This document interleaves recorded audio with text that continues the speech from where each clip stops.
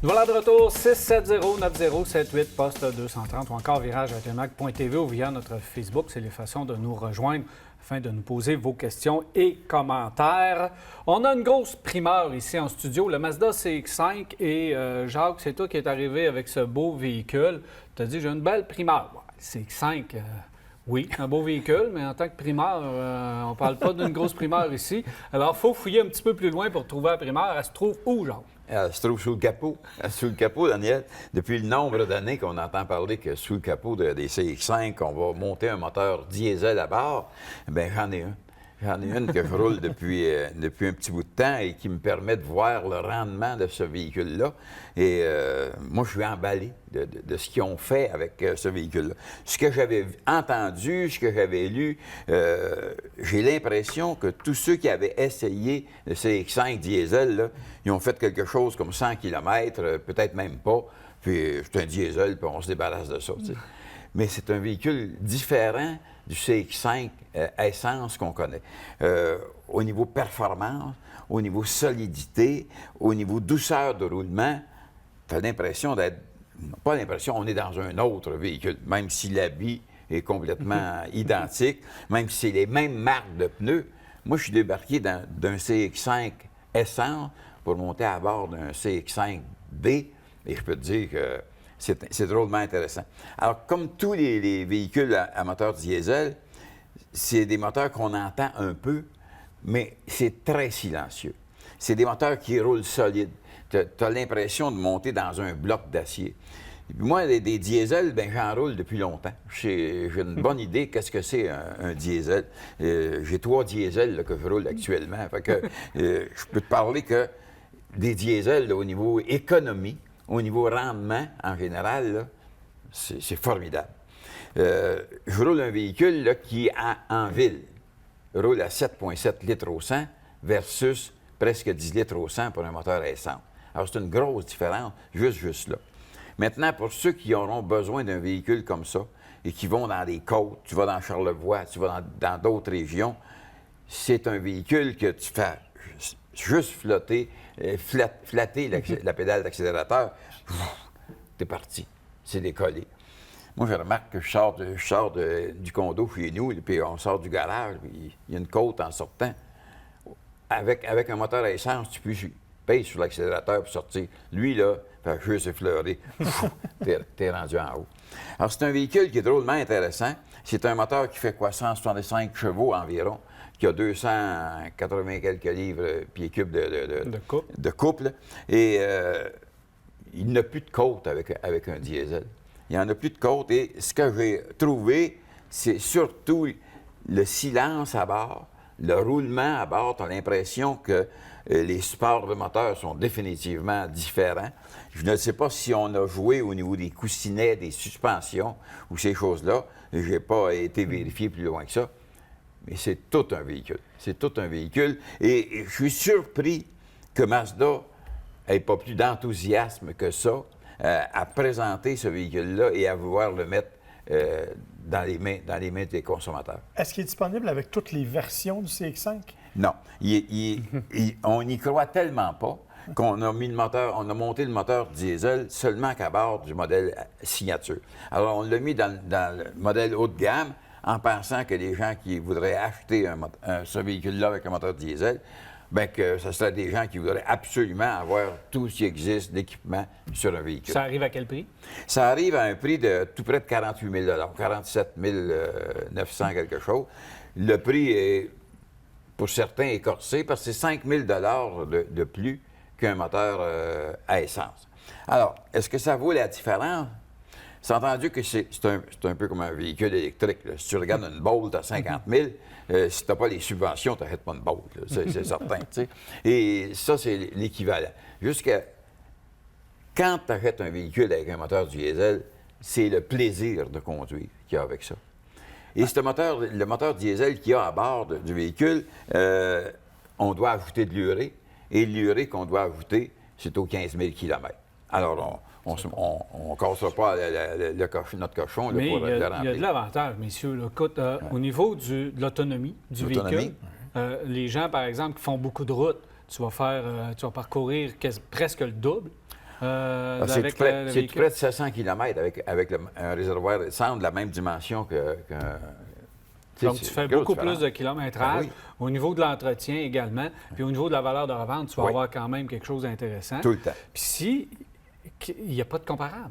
Fait que dans le marché, tu vas comparer ça à quoi? Le gros problème du diesel, c'est toujours le même. C'est, bon, il y a eu tellement de fraudes dans le passé par toutes sortes de compagnies, on ne reviendra pas là-dessus, qu'il y a mauvaise presse. Et les gens ont tendance à penser que ça pue, ça boucane noir, puis ça claque fort, un moteur diesel. On n'est plus là. C'est vraiment on est dans un autre monde, mais les préjugés sont encore très forts à cet effet-là. Et surtout, il ne faut pas oublier qu'on part avec Mazda du Skyactiv. Skyactiv, qui est un moteur à compression Haute très compression, élevée. ouais. C'est pas le moteur le moins bruyant de l'industrie, là. Donc, Non. on voit presque pas de différence entre le moteur à essence chez Mazda et leur moteur diesel. Pour moi, c'est un bon coup. Tu l'as dit, Jacques, je comprends pas qu'ils n'en parlent pas. Ça, c'est du côté de chez Mazda. C'est juste parce C'est qu'on- comme un secret bien gardé. Mais il y a des gens qui ont besoin d'un véhicule comme ça pour faire de la route. Et comme tu dis, au niveau de l'économie de carburant, pour un sport utilitaire de cette dimension, c'est pas le CX3, c'est le CX5. Oui. Et là, on est à 7,7 litres au 100 km en moyenne. Ouais. Pas sur l'autoroute, en moyenne. Fait que je pense qu'il y a beaucoup d'avantages. Et sur l'autoroute, j'ai roulé à 7,2, là. Et je suis certain que j'ai roulé plus vite que la vitesse permise, je peux te dire ça. Jacques. Fait que quand je vais être plus raisonnable, ça va rouler dans le 6 litres au 100. On Et n'attend une pas capacité avec de remorquage de 3500 livres, ce qu'on n'avait pas sur les modèles antérieurs. Bon, on va le voir si ça va remorquer tout à l'heure. Oui, parce qu'il faut dire que le véhicule reste en essai routier long Oui. terme, donc on va être capable de le mettre à l'épreuve et de vous en reparler un petit peu plus tard. Messieurs, quand même quelques questions ici et là. Donc, on a une question concernant le GMC Terrain 2 litres turbo. Est-ce que c'est fiable? On remorque un peu, mais c'est en location. En location, avec le 2 litres, moi, j'ai bien aimé ce véhicule-là en version 2 litres. Les autres motorisations 1.5 et tout ça, peut-être plus pour en ville, mais le 2 litres est vraiment le fun. Puis vous avez une belle capacité de remorquage avec ce C'est véhicule-là. ce que je te pour dire. La capacité de remorquage est surtout ce qui le distingue, là, le 2 litres. Justement. Puis en location, vous ne pouvez pas avoir de problème Ouais. dans un délai, à moins de l'avoir loué pour 8 ans.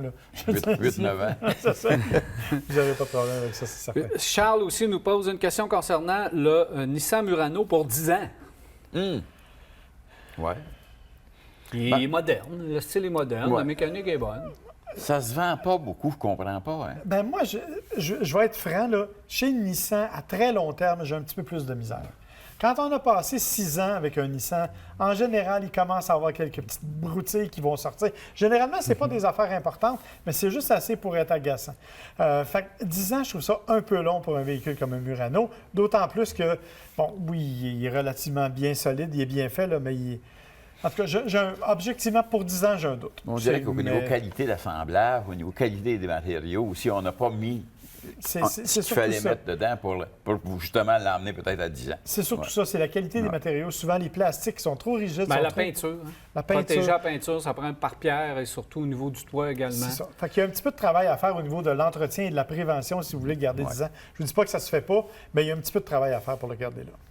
Un autre facile, on commence la saison, là, donc on y va avec des questions faciles. Du rodage. Du rodage. Madame Terrien, elle veut un HRV. D'abord, est-ce que c'est un bon produit? Puis elle dit ce que je devrais mettre, et là, c'est plus spécifique, une protection nano, donc de Silverwax. Donc la protection nano, ça n'a rien à voir avec le véhicule.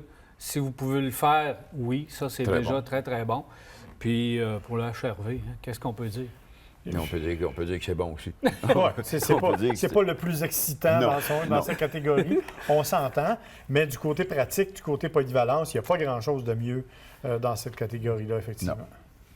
Autre question de Madame Vachon. J'ai eu 3 Accord V6. Et là, on me propose l'Accord 1,5 litres que j'ai essayé. Je l'ai aimé, mais elle hésite un peu de partir d'un V6 à 1,5. Puis c'est vrai que ça peut paraître C'est la moitié. un grand choc, mais ça reste qui est vraiment impressionnant, le 1,5. Alors, elle dit, j'hésite, est-ce que je devrais y aller ou je devrais privilégier la Camry V6? Parce qu'il n'y en a plus dans la catégorie. Ben, moi, personnellement, les nouveaux moteurs, les nouvelles générations de moteurs qui sont développés pour ces véhicules-là, les boîtes automatiques, les ponts, tout ça, c'est justement fait pour traîner des véhicules de ce poids-là. Moi, j'y vais avec les nouveaux moteurs 1.5. Une dernière question rapide. Claude, il dit, qui décide les noms des véhicules? Est-ce que c'est l'histoire, la tradition chez les manufacturiers? Ça dépend. Chaque manufacturier a sa façon particulière A son de histoire. a sa façon de choisir les choses. Et honnêtement, il y en a qui n'ont pas fait beaucoup de recherches. On ne parlera pas du nom du Audi électrique ou de la célèbre Buick, qui a maintenant que tout le monde connaît. Là. La Lacrosse? Oui, mais attends, la Lacrosse Avenir. Avenir. Ouais, ils ont des noms bizarres, puis évidemment, là, on fait attention. Au niveau des langues, il faut faire le tour. Donc, Exact. c'est assez complexe pour avoir les noms. Quand on perdure un nom comme Civic, Corolla, puis qu'on essaye de durer, c'est des classiques. Oui, ça. C'est beaucoup moins compliqué du côté des manufacturiers. Mais faites une petite recherche. C'est vraiment intéressant, par exemple, de savoir des fois d'où vient le nom. Des fois, c'est tout à fait recherché. Des fois, c'est l'ingénieur qui ça a s'est levé tombé un comme matin. ça. Souvent, on donne des noms au design. Tu sais, le Mazda ça. qu'on a ici, c'est Kudo. Donc, les courbes de montagne inspirées de la nature, etc. L'âme Des fois, en on va mouvement. chercher ça un peu loin. L'âme en mouvement. Kodo, ça veut dire l'âme en mouvement. L'âme? Oui, Ah ouais, monsieur. je pensais que ça avait l'air... C'était les cours d'eau et les montagnes. T'as pas des des montagnes, affaires, toi, là. Ben, il y a toutes sortes d'affaires. Tu sais, chez Mazda, on parle aussi du Jinba Itai, qui est quand le cavalier ne fait qu'un avec sa monture. Oh. Je suis rendu bon en japonais. Eh, Bon, bon. ben, sur ton Ouais. japonais, on va se laisser. Ouais. Merci, messieurs. Plaisir. Alors voilà, c'est déjà tout pour Virage. J'espère que vous avez apprécié. On se reparle la semaine prochaine pour une autre édition de Virage. Bonne semaine. Cette émission vous a été présentée par Saint-Raymond, la ville de l'automobile. 4 concessions à votre service, même le samedi. Et par les centres d'inspection automobile CAA Québec, Charny Autotechnique et B. Lepage Autoservice.